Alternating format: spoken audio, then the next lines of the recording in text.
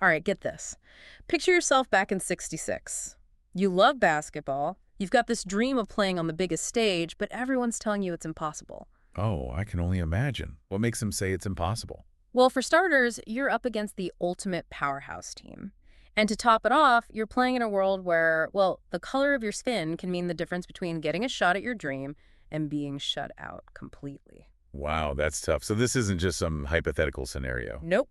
This was the reality for the 1966 Texas Western Miners. The Miners. Okay, I'm intrigued. What's their story? Their story is a monumental underdog tale from the world of college basketball, and it ended up becoming a pivotal moment in the fight for equality in America. We're not just talking at a regular sports upset here. This game, the 1966 NCAA Championship, had shockwaves that reached far beyond the court. I'm starting to see why this is a story that needs to be heard again and again. And to really understand it, we've got some incredible sources to dive into. We have a firsthand account from the coach himself, Don Haskins, and this powerful video that brings the players' perspectives to life. I'm ready. Let's rewind. So rewind with me to 1965. Texas Western College, now known as UTEP, hires this ambitious young coach named Don Haskins, nicknamed the Bear. The Bear. Sounds intimidating. He had to be. Imagine inheriting a basketball program where rough around the edges is an understatement. I mean, they were holding practices in a converted women's gym. You could practically feel the grit and determination. But hey, at least they had a gym. Right, and remember, this wasn't just about a lack of fancy facilities. Haskins had barely any budget to work with, making recruiting a real test. Oh, I bet. How do you even start to build a team with no budget? He's out there relying on his own charm and persuasive skills to convince players to join his team because he couldn't even afford plane tickets for official visits. Wow, talk about dedication. But it wasn't just the financial hurdles he was facing, right? No, you're right. It was a completely different kind of pressure. He was up against the deeply ingrained societal pressure of the time, pushing back against the idea of having a team with a significant number of black players. Yeah, that's a whole other ball game, especially in that era, in that part of the country. In that era, it was practically unheard of. It makes you realize how much courage it took for him to do what he did. So who are these players? So let's meet some of these players because their stories are incredible. In the video we have for this deep dive, you meet guys like Bobby Joe Hill. He was this point guard with crazy talent who was this close to giving up on his basketball dreams because of the relentless racism he encountered. Wow, I can't imagine being that talented and still facing so many obstacles. Then there's Harry Flournoy. Talk about a powerhouse. This guy was literally working in a steel mill when Haskins spotted his potential. Working in a steel mill, how did Haskins even find him there? That's just it. Haskins had a knack for seeing potential where others didn't. He actually ended up convincing Harry's mom to let him go play college ball. It's a testament to Haskins' belief in these young men, even when they might not have fully believed in themselves. That's incredible. And get this, Haskins finds another player, David Lattin, in a junkyard basketball game. Hold on, a junkyard basketball game? You're kidding, right? I'm serious. We're talking raw talent, playing with heart and hustle in a place you'd least expect. That's amazing. This is shaping up to be quite a team. And we haven't even gotten to the 3 players Haskins brings in from the streets of New York City. From New York to Texas. Now that's a culture shock if I've ever heard of one. 1960s Texas is a world away from their lives back east. It blows my mind. These guys weren't just incredibly gifted athletes. They had to be incredibly resilient just to make it that far. That shared experience of facing down obstacles, of defying expectations, it's powerful. It's like it becomes the bedrock of their bond as a team, the fuel for their remarkable journey. Their journey was anything but easy. This wasn't just about playing basketball. It was about facing down prejudice head on, you know? You can say that again? We're talking racist taunts from opposing fans, even threats to their safety just because of the color of their skin. Can you even imagine the pressure? I can't even begin to imagine. It's hard to overstate the hostility they must have faced, both on and off the court. It was a direct challenge to the deeply ingrained social norms of the time, and they were met with resistance every step of the way. You're right. It took guts to keep going. There's this chilling anecdote in Haskins' book about how one of the players was physically attacked after a game. Oh, man. That's awful. How did the team react to that? I can't imagine they just let that go. You're telling me.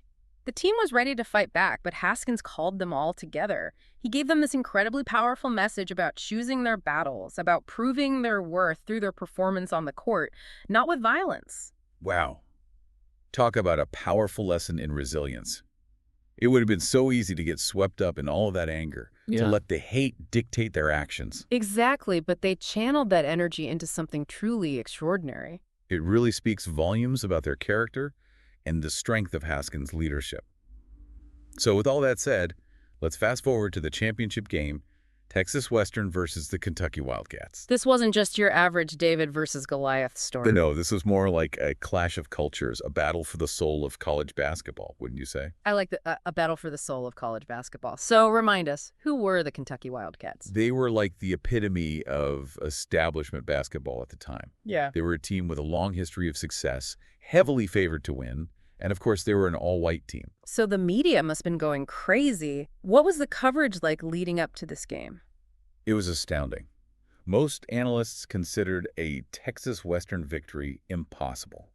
I mean, think about the weight on the shoulders of those young men. They weren't just playing for themselves, were they? Absolutely not. They were carrying the hopes and dreams of an entire generation yearning for change, for recognition, for a chance to prove themselves on an equal playing field. It's almost unimaginable, isn't it? To be carrying the weight of history on your back like that, this hope that they could actually shift the course of a nation grappling with these deeply ingrained prejudices. It's a powerful thing to consider. So paint a picture for us. We're in the arena, the game is about to start. What's the atmosphere like? Electric doesn't even begin to describe it. On the one hand, you've got the Kentucky Wildcats, known for their disciplined, almost methodical style of play. Right, very traditional. Exactly. And then on the other hand, you have the Miners, this whirlwind of fast breaks, improvisational plays. Haskins himself called their style organized chaos. I love that organized chaos. I bet they were absolutely electrifying to watch. They were, and you could tell it through Kentucky off balance. Here they were, expecting to control the game, to dictate the pace, and the Miners just refused to be controlled. And then get this. This is where it gets good. In a move that would make history, Haskins sends out an all-black starting lineup for the second half. Can you imagine the audacity, the sheer power of that statement, especially for that time? It gives me chills just thinking about it. It was a game changer in every sense of the word. It was like he was saying, this is who we are, this is what we're capable of, and we're not backing down. Not for anyone. Talk about a defining moment, right? It wasn't just a coaching decision, it was a statement. Absolutely. So, with the stakes higher than ever, how did it play out? Did the Miners pull off what everyone thought was impossible? Well, it's a nail-biter, that's for sure. Right down to the final seconds. I bet. The lead changed hands, each team trading baskets, the tension building with every play. I bet you could practically hear a pin drop in that arena. Oh, absolutely. Yeah. And then, just when it seemed like Kentucky might manage to regain control, just when everyone thought the impossible dream was slipping away. Come on, you gotta tell me what happened. Kentucky has the ball, the clock is winding down, and their player takes the shot. A last-second heave to try to steal the victory. Get out of here. Did he make it? It hit the out-of-bounds line. Just as the buzzer sounded, Texas Western wins. No way! I bet that place erupted. What a victory. But to have it come down to a call like that, It was dramatic, no doubt. it's almost too much. It's true. The controversy surrounding that last-second shot became a real part of the story. Yeah. Some people argued that the call was wrong, that Kentucky should have won. But, all of that noise, all the debate, it kind of overshadowed the real significance of what those young men had achieved, don't you think? You're absolutely right. This wasn't about a lucky shot or some controversial call. This was a victory that echoed through history. It shattered expectations and forced America to confront the reality of what these young men were capable of, both on and off the court. It really did. It demolished those deeply ingrained myths that black athletes somehow weren't mentally tough enough, weren't smart enough strategically to win at the highest level. This wasn't just a basketball game. Right. It was a cultural earthquake. And it paved the way for generations of athletes who followed in their footsteps. More black players in college basketball, more black coaches, a slow but steady shift in the landscape of the sport, and beyond.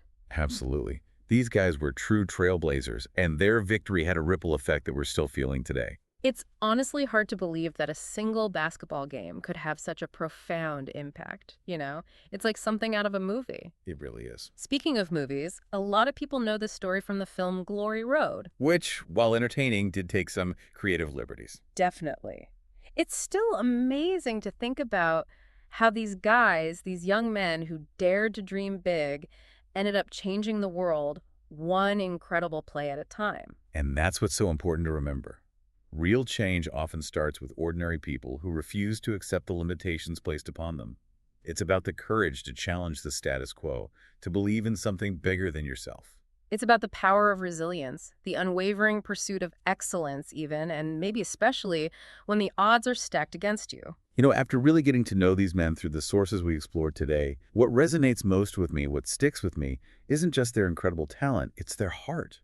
Their unwavering belief in each other, their commitment to something bigger than themselves. It's a testament to the power of teamwork and shared purpose. Like Coach Haskins himself once said, our greatest glory is not in never falling, but in rising every time we fall. What a powerful reminder that we all have the potential to achieve greatness. But it requires courage, dedication, and the willingness to fight for what we believe in together. The story of the 1966 Texas Western miners is an inspiration, a testament to what's possible when we dare to challenge the limits of what we think we know, what we think is possible. It makes you think, what dream are you chasing? And what will you do to make it a reality?